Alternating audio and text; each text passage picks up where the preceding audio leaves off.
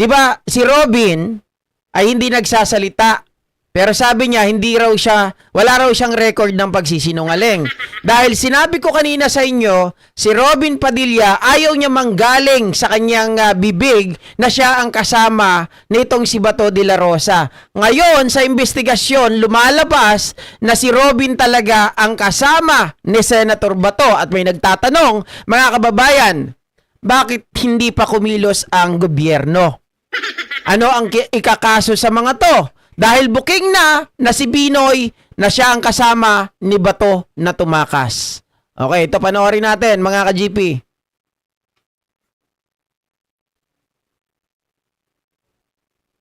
Knowledge of this already, but he has no instructions yet. Fortuner that belongs to Senator Rob. Sandali lang. This is the picture of the vehicle leaving a Fortuner that belongs to Senator Robin Hood Padilla. Okay, yari ka Robin. The picture of Bato during all the chaos. But the last video, the next video please. Next video, please. The last video. Next one. Next one. Next video, please. Next. That is them getting away. Next video, please. Next one.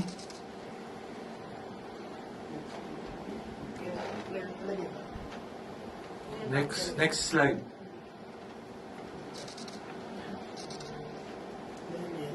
Yung... Okay, we'll take questions first while we're waiting for the video. Okay, Ivan Mayrina, Jimmy Sagan. Sir, nandito po kayo sa Malacanang. Have you reported all of this to the President and what were Lino his Aquino. instructions to you? He is in knowledge of this already, but he has no instructions yet. What's next? Yeah. The Justice Secretary, sir? Ano hong susunod? Yes, ang susunod dito, this afternoon, no, around lunchtime, I received a report already from the NBI and I turned it over to the panel of prosecutors who will be conducting the investigation. Similarly, I believe after this, General Artates will be turning over the report to the Department of Justice. And Well, sa totoo lang, no, mga kababayan, ang ginawa nila, nagpa-presscon muna. Kung ako sa kanila, ang ginawa nila dito, since sila naman ay certain na, kompleto na yung kanilang report, di ba dapat ang ginawa nila, mga kababayan, ay umaksyon muna para hulihin itong kasuhan itong si Robin Padilla at syempre maglabas ng hindi lang lookout bulletin order para kay Bato, dapat manhunt na. O kaya naman mga kababayan, maglabas din ng whole departure order, 'di ba? Tapos maglabas ng reward or bounty para mahuli itong si Bato de la Rosa. Then after that, mga kababayan, kapag nahuli, saka nagpa-presscon. Then saka sinabi, ganito kasi yung nangyari, ito yung report namin. Ito yung development ng aming investigasyon. Maganda sana eh. 'Di ba? Kaso nauna na naman ito. Hindi syempre baka mamaya niyan, kinabukasan hindi na pumasok si Senator Robin Padilla. 'Di ba? Harboring of fugitive.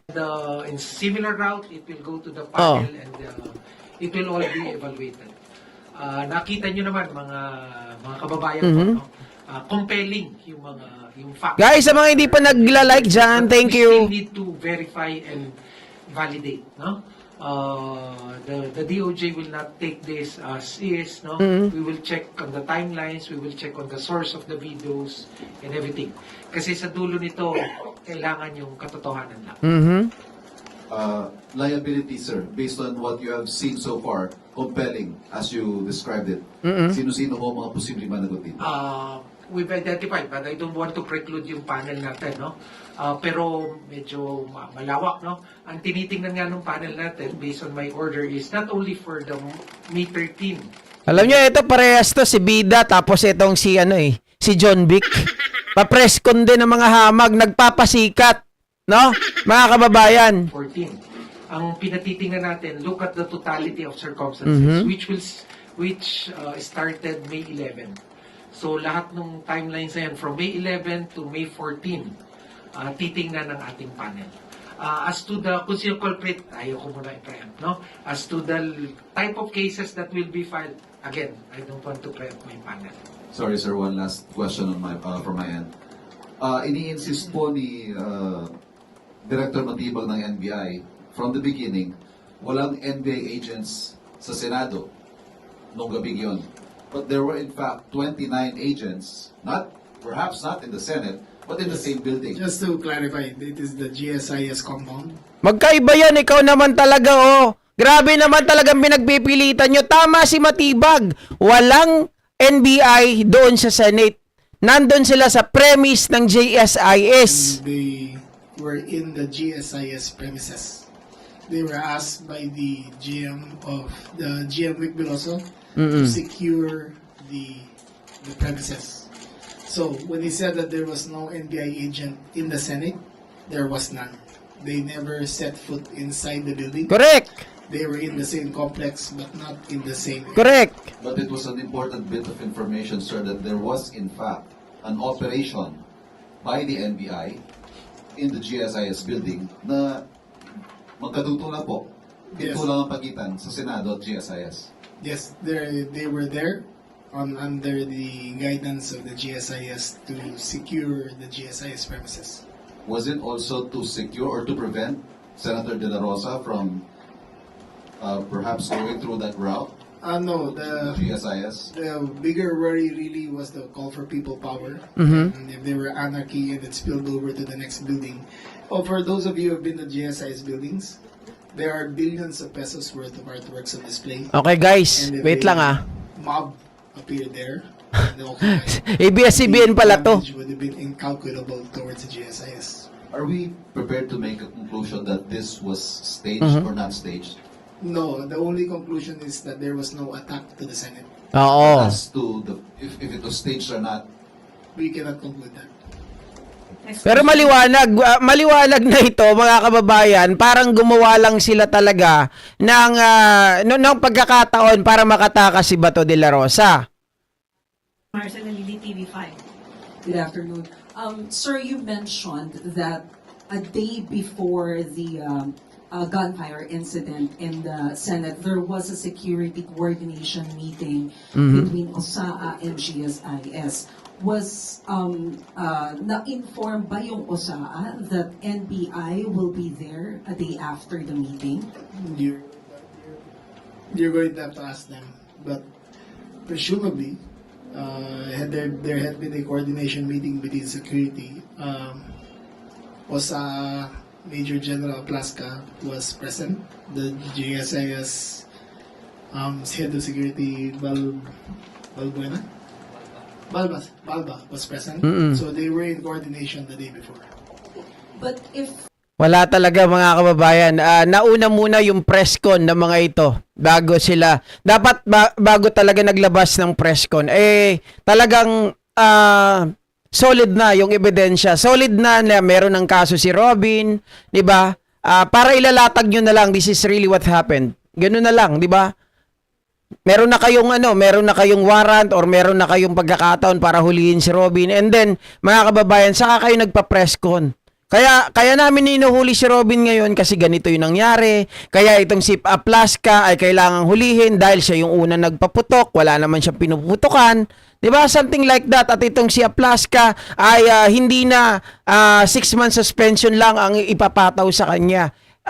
Sibak na talaga sa serbisyo. Parang ganoon ang gusto kong mangyari dito bago nagpa-press con. Pero nakikita natin, mga kababayan, taliwas pa rin sa kagustuhan natin eh. 'Di ba? Nauuna pa rin yung pabida, nauuna pa rin yung papogi. Diba? Pero at least okay, bigyan na lang din natin ng credit dahil okay naman sana yung kanilang pag-iimbestiga, mga kababayan, dahil napatunayan natin na sinungaling talaga itong si Alan Peter Cayetano. Napatunayan natin na sinungaling talaga itong si Plaska dahil wala naman pala siyang binabarel. Isang ghost lang or hangin lang yung kanyang binabarel. So, naggawa lang talaga sila ng tensyon, gumawa lang talaga sila ng eksena para itong si Bato de la Rosa ay magkaroon ng pagkakataon na makatakas. 'Di ba? Mga kababayan, ganun lamang po 'yon. Wala nang iba. Kaya sabi ko nga po sa inyo, eto na ba yung pagkakataon sa mga senador natin? Dapat na ba na gumawa talaga kayo ng hakbang? Now that you already, you have seen the video footages or the CCTV footages na talagang wala pong atake or pag-atake na ginawa sa Senado. It was Mau Aplaska, mga kababayan, ang gumawa ng eksena. O siguro naman dahil sa kahihiyan na nangyari dyan sa Senado, gumawa na kayo ng paraan para maalis itong si Alan Peter Cayetano. 'Di ba? Grabe. Mga kababayan, ginawang kahiya-hiya. Biruin mo, conclusion pa lang yan nung una, close na. 'Di ba? Na NBI ang nagpapaputok. Samantalang, paano na lang kung walang CCTV? Paano na lang kung walang mga media na nagko-cover doon? Wala na. Mga kababayan, di nagtanim na naman sila ng ebidensya. At nagkaroon na naman ng maling impresyon na sabihin sila ay ginigipit na talagang gustong kunin itong si Bato de la Rosa. There was no plan to get Bato de la Rosa at that time dahil hinaantay nga talaga yung 'di ba, yung pagkakataon, mga kababayan, na gamitin ang tamang proseso. Inaantay ang pagsagot po ng Supreme Court bago sila kumilos at hulihin si Bato. Okay? So